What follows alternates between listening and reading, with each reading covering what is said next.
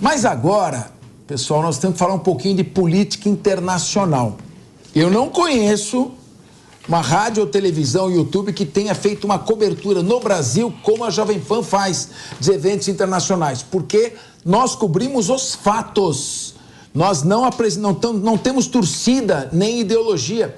Eu venho dizendo desde 2022 que a Ucrânia não tinha chance nessa guerra, que ela corria o risco de perder parte do seu território, e vou insistir. Se a OTAN continuar alimentando a Ucrânia com armas e não buscar uma solução diplomática, nós vamos caminhar para a perda de 40% do território ucraniano. E se o senhor Emmanuel Macron continuar falando bobagem, eu não acredito, mas eu não descarto uma terceira guerra mundial. Repito, essa não é uma opinião minha. Os principais analistas internacionais do mundo, como Douglas McGregor, Scott Ritter, Larry Johnson, Jeffrey Sachs, John Mearsheimer, têm dito, nós ainda não estamos na beira de uma guerra nuclear, mas se a OTAN continuar acelerando, eu lembro que todas as maiores guerras da humanidade começaram na Europa. E vai começar uma terceira guerra mundial na Europa se nós não tomarmos cuidado. Vamos agora para a Europa direto com o Luca Bassani. Vamos falar sobre as eleições legislativas em Portugal. A coalizão de centro-direita superou o Partido Socialista e venceu o pleito em uma votação bastante apertada, realizada neste domingo. A disputa ficou marcada pelo expressivo avanço de conservadores. Para falar sobre esse assunto, vamos acionar nesse momento, agora, nosso correspondente internacional na Europa, Luca Bassani, que, da mesma maneira que esteve em Kiev, que esteve lá na Ucrânia, acompanhou de perto as eleições portuguesas.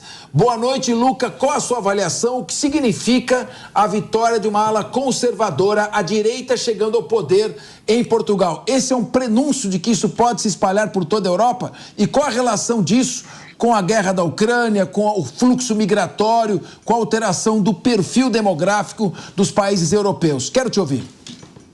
Boa tarde a você, Capeza, a todos que nos acompanham. Realmente foi uma vitória expressiva do bloco à direita, mas não do partido que ganhou as eleições e provavelmente governará. Mas antes de falar sobre o resultado eleitoral em si, é importante que, para que a gente compreenda a política portuguesa, nós consigamos entender dois aspectos importantes de Portugal. O primeiro é a Revolução dos Cravos, o 25 de abril de 1974, que este ano completará 50 anos, foi uma revolução cívico-militar e acabou com a ditadura de viés fascista do Estado Novo, liderado em grande parte do século XX por Antônio de Oliveira Salazar, implementando um governo democrático em Portugal, Constituição nova em 76, com um viés bastante de um Estado provedor, assim como nós temos no Brasil com a Constituição Cidadã de 1988. E desde então há uma alternância no poder entre dois partidos, o Partido Socialista, o partido de centro-esquerda à esquerda, e o Partido Social Democrata de centro-direita à direita, mas que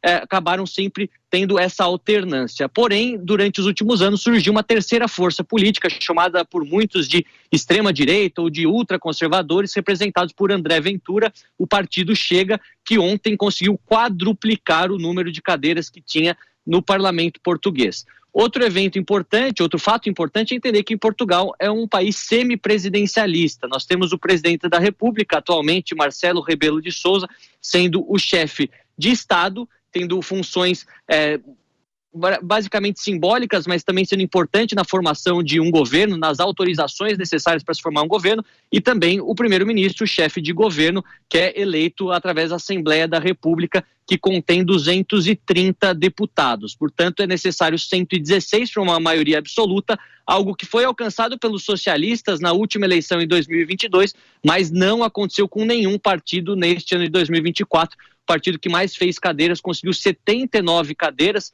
ou seja, será necessário aí um acordo para que nenhum dos outros partidos eles acabem colocando empecilhos na aprovação do orçamento, e assim nós temos um governo minoritário. O que nós podemos tirar disso?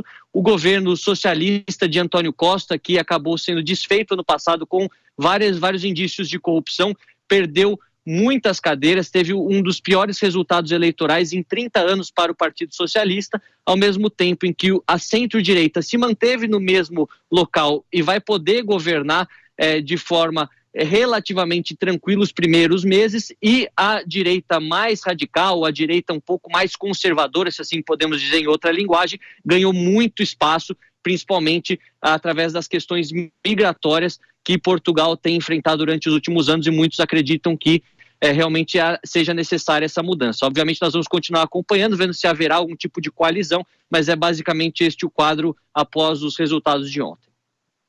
Tá, que você fizesse uma análise sobre os 3 países mais importantes da Europa.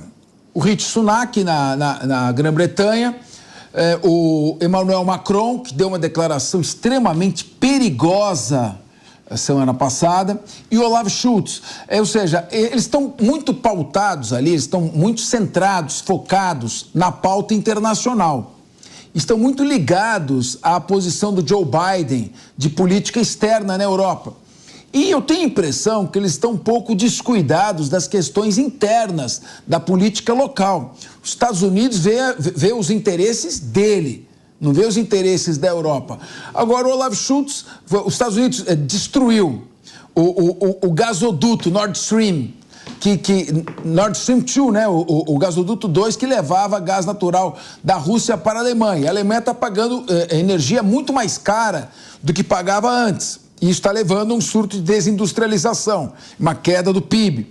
A França, houve um protesto enorme dentro da França contra a frase do Emmanuel Macron, que ele disse que não é covarde, mas ele não vai lá para o fronte lutar, trocar tiro. Então, como é que pode ser essa repercussão? Nós tivemos aqui uma vitória da centro-direita, até o Paulo Loyola comentava aqui que brasileiros em Portugal, nós vamos debater isso depois, ajudaram a votar, a eleger essa centro-direita, também são contra o fluxo migratório, né? Agora, a questão que eu quero trazer é a seguinte: como que o que está acontecendo na guerra Rússia-Ucrânia, a tragédia do Oriente Médio, provocada com entre aspas, Primavera Árabe, que foi um desastre para aqueles países, se transformaram em países dominados por organizações criminosas, tipo Líbia, Síria, foram completamente destruídos, Iraque, né? Então, como você vê as próximas eleições e uma mudança também para um regime mais de centro-direita na Alemanha, na França e na Inglaterra?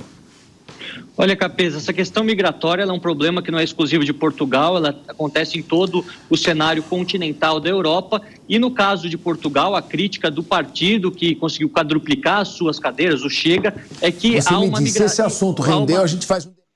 Se não rendeu, há uma imigração excessiva de pessoas que vêm de países do que eles chamam de matrizes civilizatórias opostas à europeia. Por exemplo, muitas pessoas de Bangladesh, de Paquistão, dos países árabes, que têm uma outra visão de mundo, uma outra mentalidade, e no processo de integração, seja na questão da língua, seja na questão dos valores, acabam muitas vezes causando mais problemas do que soluções. E neste contexto, muitos deles incluem os brasileiros como da mesma matriz civilizacional, exatamente por terem sido frutos da colonial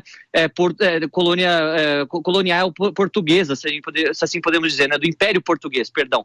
A gente vê que é uma questão muito contraditória, há sim um discurso xenófobo por parte desta extrema-direita em Portugal, um discurso racista, mas ao mesmo tempo há um discurso que quer apenas um controle maior das fronteiras, que não tem sido feito pela União Europeia de maneira geral. Se a gente olhar na Itália, a ilha de Lampedusa, que pertence à Sicília, também um caos completo com barcos chegando todos os dias. No Reino Unido a mesma coisa, o sul da França, assim como também outras regiões aqui da Alemanha. Então é uma necessidade crescente que muitos cidadãos têm visto na necessidade de se mudar essa política migratória, não necessariamente porque eles queiram completamente fechar as suas fronteiras, mas eles querem que haja um controle, haja um critério um pouco maior sobre as pessoas que podem entrar e aquelas que não podem entrar, porque nós sabemos que há tantas outras pessoas com muita qualificação, com exatamente a necessidade de vir para poder ajudar o continente a crescer, e essas encontram muito mais empecilhos do que tantas outras que chegam aqui